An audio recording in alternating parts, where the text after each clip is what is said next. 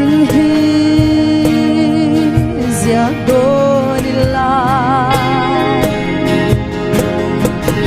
itel ve a phe tina ka hai che isha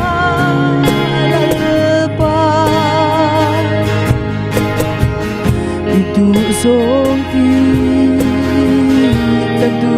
phâu chi nangin min mangai nangin nem kol chi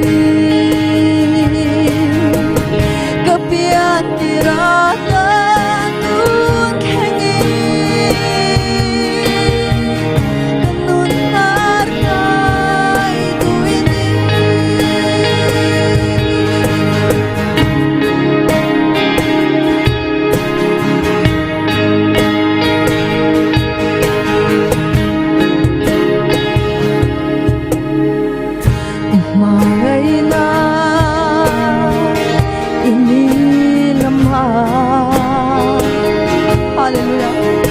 mình hiệp lệ chín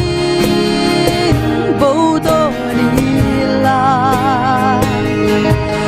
đi em lệ ba in có bằng lệ rua lệ chum ni tha lệ arsi tang phu lệ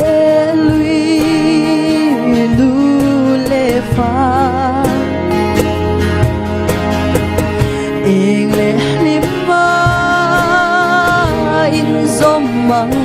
hian ka chen thei lo che ka chen thei lo che o lal pa kan nei chun lo ka ngai hallelujah hallelujah ka ngai lu che nangin min mangai nangin en kol chi kapian tirata tu khengi kanun nar kai tuini nangin min mangai nangin min en kol chi kapian tirata tu khengi kanun nar kai tuini